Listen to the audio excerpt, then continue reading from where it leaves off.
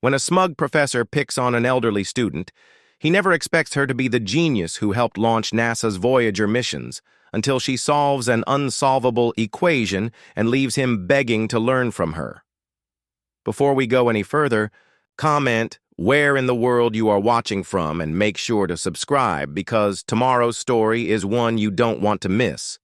Professor Raymond Wells stood before his advanced mathematics night class at Riverside Community College, a smug smile playing across his thin lips.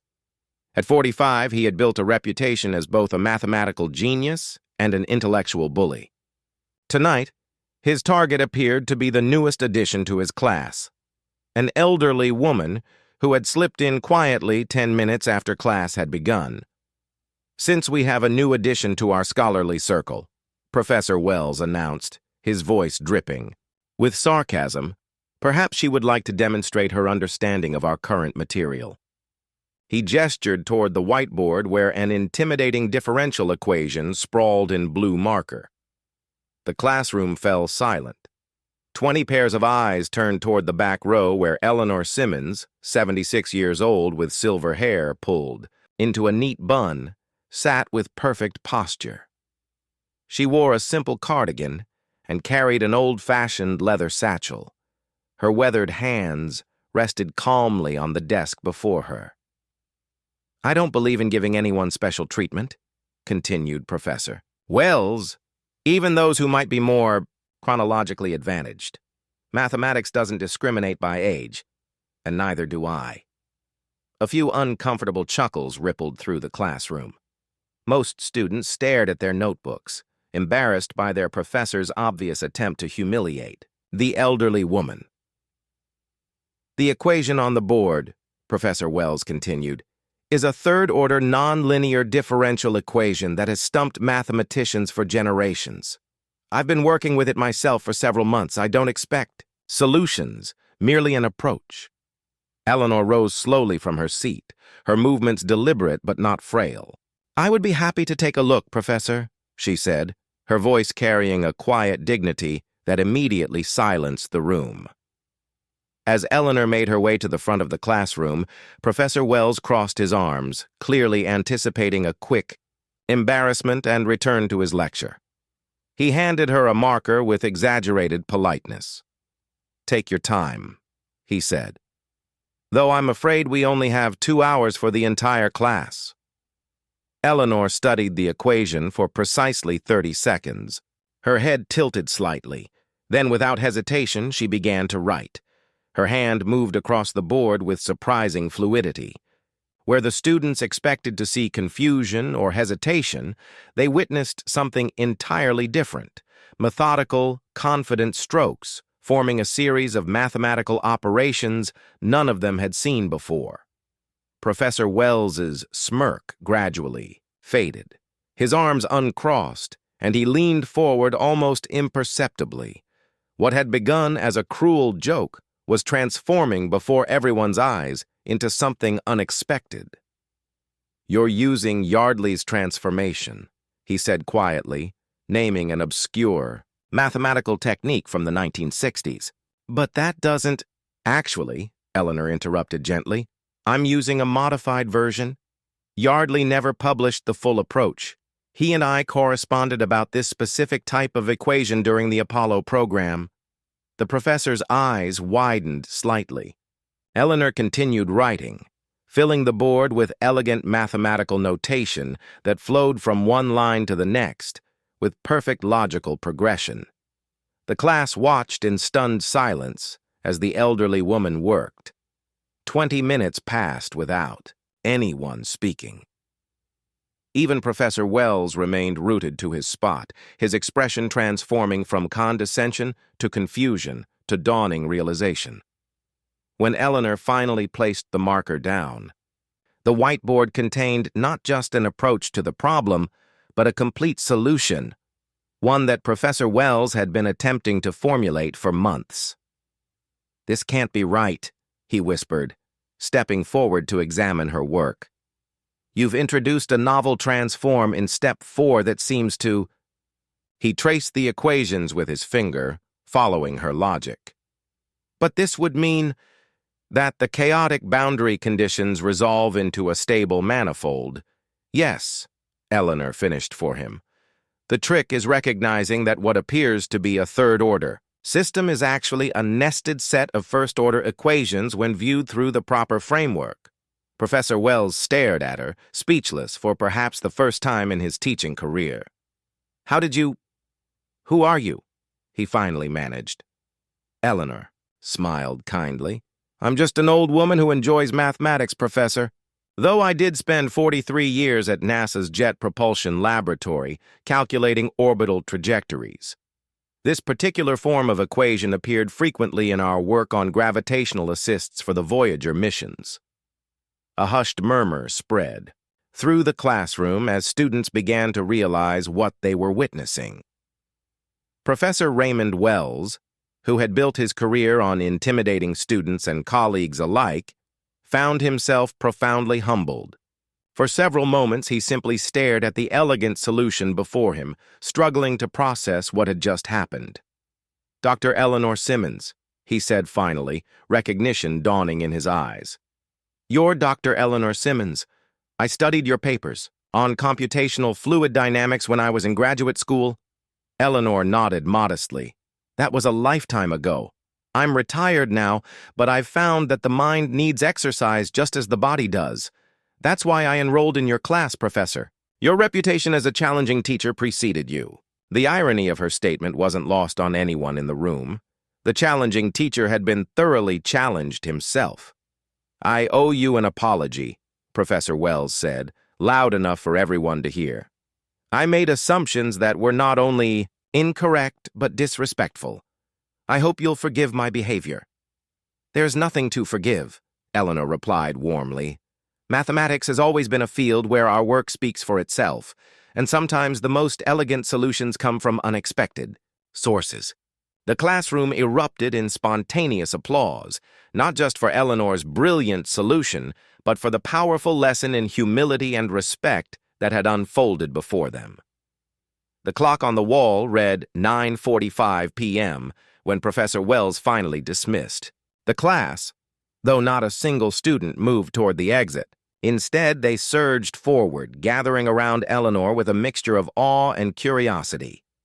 The classroom buzzed with excited voices, questions tumbling over one another as 20 adults who had witnessed something extraordinary tried to process what they had seen.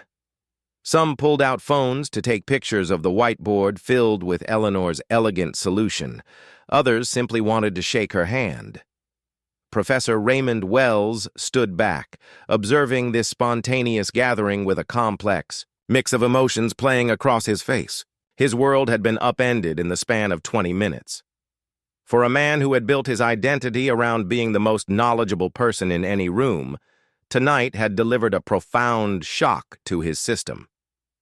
He watched as Eleanor answered questions, with patience and humility, never once making anyone feel inferior for asking what might have been a basic question. Dr. Simmons, could you explain again how you recognized the nested patterns? Asked Maria Chen, a doctoral student in engineering, who had been taking the class to strengthen her mathematical foundation. Eleanor smiled warmly. It's rather like looking at one of those Russian nesting dolls, my dear. Sometimes equations hide smaller equations within them. The trick is learning to see the seams where they fit together.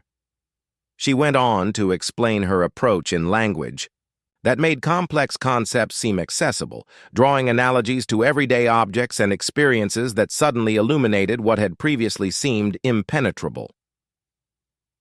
Professor Wells noticed how she tailored her explanations to each student's level of understanding, neither overwhelming novices nor talking down to more advanced learners. This was teaching as it should be, responsive, adaptable, and genuinely focused on student comprehension rather than displaying the teacher's own brilliance. It was, he realized with a pang of shame, everything his teaching had not been. Nearly 40 minutes passed before the last students reluctantly dispersed, several lingering at the doorway to cast one more glance at the legendary mathematician, who had appeared in their midst like a character from some academic fairy tale. Professor Wells waited patiently, until they were finally alone, the empty classroom now feeling larger and somehow more significant than it had when the evening began. "I never expected such enthusiasm," Eleanor remarked, gathering her few belongings. "These are wonderful students you have, Professor. Curious minds, eager to learn." "They've always been that way," he admitted quietly. "I just never gave them the opportunity to show it. My classes have been more about performance than true education, I'm afraid." The admission cost him something, but also felt strangely liberating, like setting down a heavy load he'd carried for too long. Eleanor regarded him thoughtfully. Recognition is always the first step toward change. Professor Wells stepped forward, his posture different now, the rigid authority figure replaced by something more authentic and vulnerable. "I'd be honored if you would consider co-teaching. Some sessions with me," he said. "Our students could benefit tremendously from your experience and perspective, and frankly, so could I." Eleanor's hands stilled on her leather satchel. She seemed genuinely surprised by the offer, taking a moment to consider it fully before responding. "I didn't come here to teach, Professor Wells. I came to learn," she said finally. "At my age, I've found that continuing education is what keeps the mind from calcifying. I enrolled in your course because of your reputation for mathematical rigor, not to upstage you or assume any teaching role. Perhaps we could learn from each other," he suggested, a new humility evident in his tone. "Your approach to the differential equation showed me a perspective I had never considered. I suspect that's just the beginning of what you could share. And there might be areas where my own research could offer you something new as well." For the first time that evening, Eleanor appeared genuinely moved. She studied the professor's face intently, as if solving another complex equation. This, one human rather than mathematical, what she saw must have satisfied her, because her expression softened. "In that case," she replied with a warm smile, "I accept your offer, though on one condition." "Name it," said Professor Wells without hesitation. "That we begin each class with the understanding that everyone in the room, regardless of age, background, or appearance, has something valuable to contribute.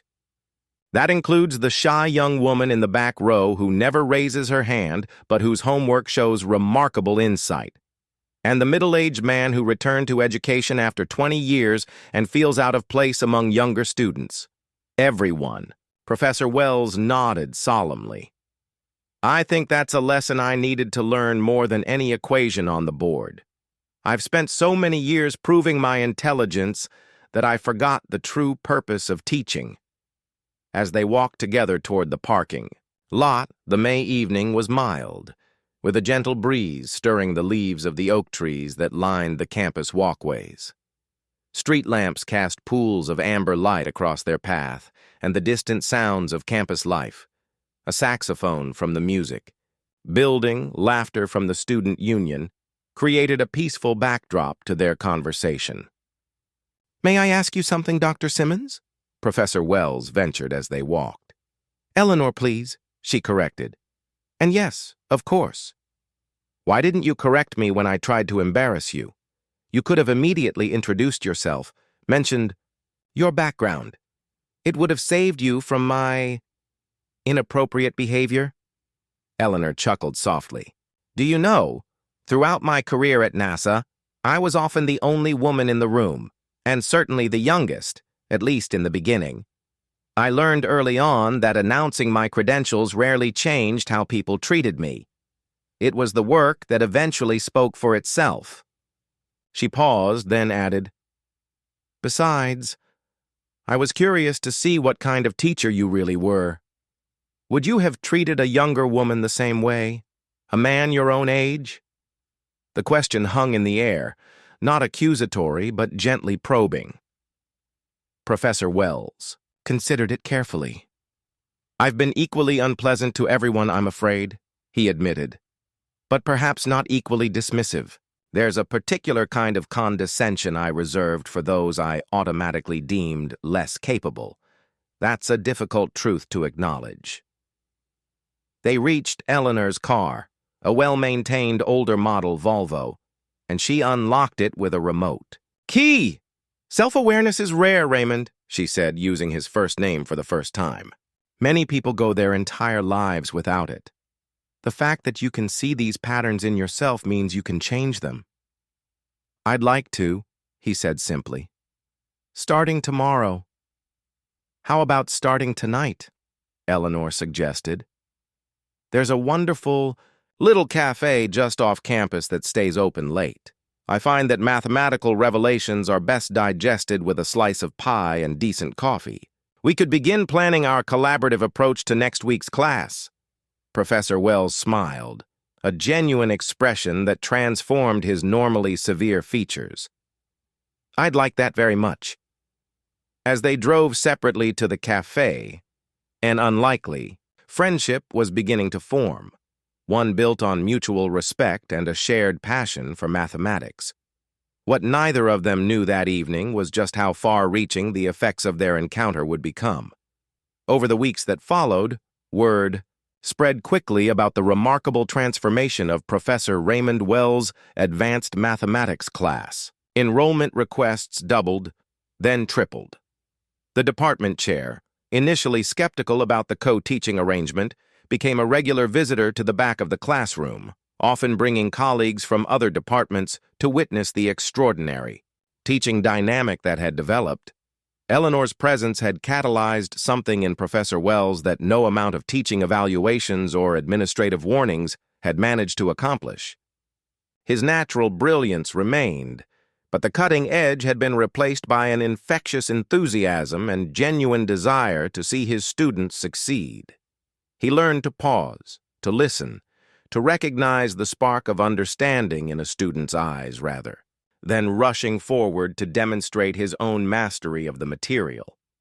For her part, Eleanor brought decades of practical application to theoretical concepts. She shared stories of how the equations they studied had helped launch spacecraft to distant planets, design safer aircraft, predict weather patterns, and solve countless real-world problems.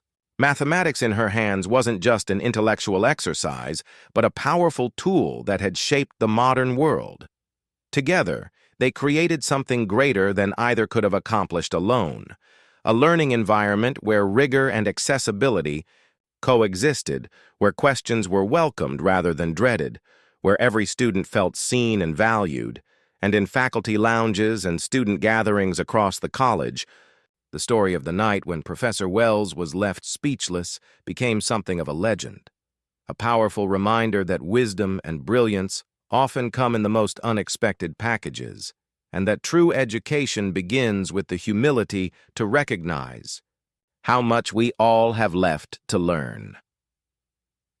As for Eleanor and Raymond, their Thursday evening meetings at the cafe became a fixture in both their lives, a time for spirited debate about mathematical concepts, discussions about pedagogy, and eventually, conversations about life beyond academia. Two brilliant minds who might never have connected meaningfully had found in each other not just intellectual equals, but genuine friendship. And it all began with an old woman, a complex equation, and a professor who learned his most important lesson not from books or research, but from the very humility he had lacked.